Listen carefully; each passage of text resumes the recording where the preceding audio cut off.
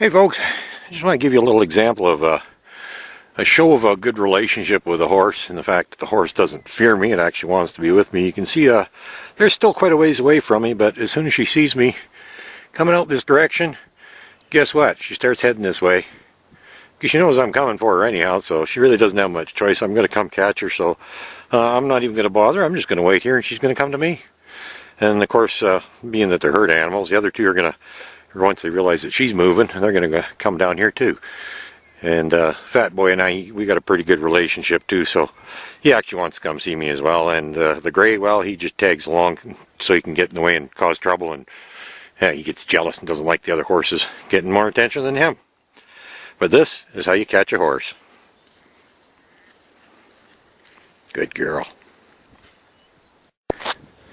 Well, I got asked a good question the other day on my last video, and it was after talking about how horses go into one of two modes. They either do what they think is the right thing, or they do what they think they need to do to survive.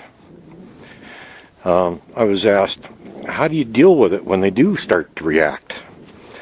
Well, that's part of the problem, or part of the point is a well-prepared horse is far less likely to react and far more likely to think.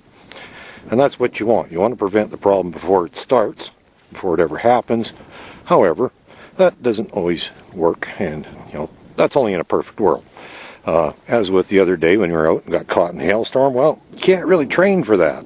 However, we can do an awful lot of other things that lead up to a horse that's going to think under those situations, even though her instincts are saying, oh wow, I want to run back home and dive into the trees and protect myself from these nasty hails.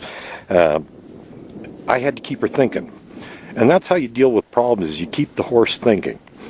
Now, she wanted to run back. I let her trot, but that's as fast as I'd let her go. I did actually have to hold her back because that kept her in thinking mode. It didn't allow her to go into full-out, screaming, bolt-out, run-home mode. She was still on the verge. She was conflicted very much between the thinking and the reacting. And, like I said, there's only two modes that horses operate in. They're either thinking or they're reacting. And I had to keep her thinking. So I did hold her back a bit, just enough to keep her down to a trot, because I was actually in a hurry to get back too, because that hail hurt. And when we got into the yard, I was gentle but firm, the whole time. I kept her doing what I wanted. I kept her focused on me, because that was the goal, is to keep her thinking and keep her focused on me. I didn't want her to go into straight out survival mode, because that's panic mode, which is, bad things happen. She might just decide to bolt into the trees and run under a tree branch and knock me right off or hurt me. Don't want these things to happen. So I did get into the yard, and at one point she did get just a little bit out of hand. She actually bolted for a few strides when a branch hit her and scared her. At which point I decided, with discretion the better part of valor, I actually dismounted and walked her the rest of the way across the yard. Not a big deal. That is one way of dealing with things.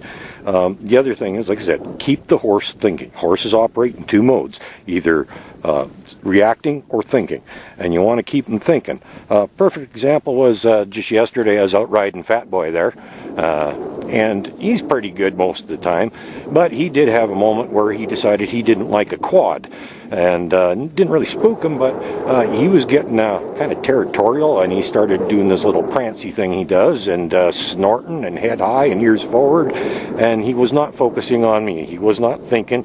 He was reacting, and he was being territorial. And so what we had to do is the same thing I'm going to do with this little girl here, because she just stopped. I'm riding around a loose plant. I'm letting her go, but she actually, I'm hoping she'll turn around again. No, she's going to keep going out because she knows better. We've been working on a little bit of a problem. She always wants to go back to either the corral or where the other horses are. Okay, she's starting to turn around again. We'll let her go here, see what happens. And fortunately, we might get... no, she knows better. Well, anyhow, what we had to do with that guy is to get his head back in the game, get him thinking again and focused on me, is I just took the rein and we made him do a few small circles like this. Because then he's listening to me. He's concerned with what I'm doing. I can't remember if we did 2 or 3 circles like this. Weren't very big ones, fairly small. but that's okay. It was enough to get him back in the game, get him concentrating on me, thinking instead of reacting, and that's how you deal with problems.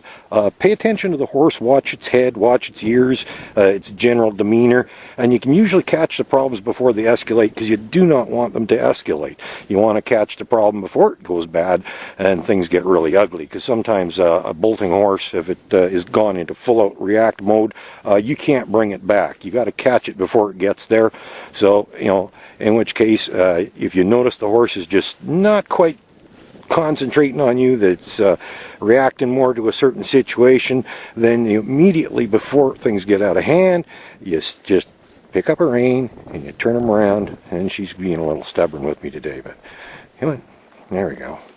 Just turn around, do a few circles, get the head back in the game, get them thinking, get them paying attention to you. And then when the head starts to lower and the ears are more relaxed and you can tell they're back in the game again, you just let go of the reins and carry on. So that's how you do it. I'm not going to give you any more. There's a lot of other things involved in it, but there's some basic things. Is catch the problem before it gets out of hand, because like I said, with the hailstorm, you can't train for that. So there's always going to be scenarios you'll run into where the horse is going to get a little bit wound up, and it's something you haven't really trained for, you haven't trained the horse for. But if you notice that the horse is getting a little bit out of hand, even the slightest bit, just do a circle or two. Anything to get their head back in the game, get them paying attention to you. I don't like nagging her. As you can see, I'm riding on a loose rein here.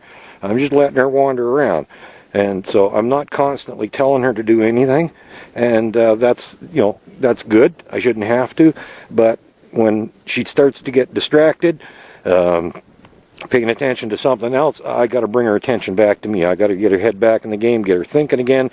I got to switch her from starting to move into panic mode or react mode and get her back into thinking mode, because that's what you want. Like I said, horses do either what they think is right, which is thinking, or they do what they think they need to do to survive, which is reacting. So they're either thinking or reacting. Reacting horse can be very dangerous and not a lot of fun. So you want to at all times keep your horse thinking. So before it even goes into reacting mode, that's where it pays it pays to pay attention. Get off your cell phone, turn the stupid thing off. Some horses actually get spooked by the ring of a phone. So, pay attention to your horse. Pay attention to what you're doing. It's nice to go out for a nice relaxing ride, but you still got to be paying attention. Watch for the... I'm watching her ears and her head the whole time I'm riding her. I'm looking at what she's paying attention to. I'm on the game here, so even with the stupid camera going, I'm still paying attention to her. She's my primary focus here, and if anything goes bad, we're going to deal with it before it gets bad, because I'm going to notice a slight change. Oh, she did a little spook there for no reason. I'm not sure why. Something over there must have got her. There must have been a little something in the grass, but... that's okay. I noticed her head didn't catch me too off guard, because I noticed her getting... something was catching her attention.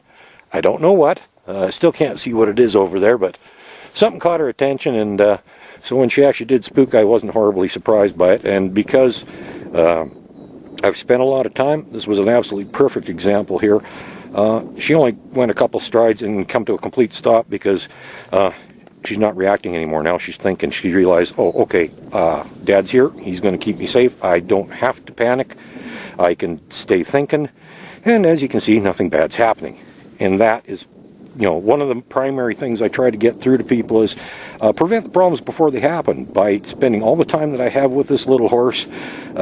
She's gotten to the point now where if she does get a little nervous about something and does panic a bit, she's only going to go a couple strides before she gets her head back in the game again, and she knows she doesn't have to worry anymore, because I'm going to take care of her and keep her safe.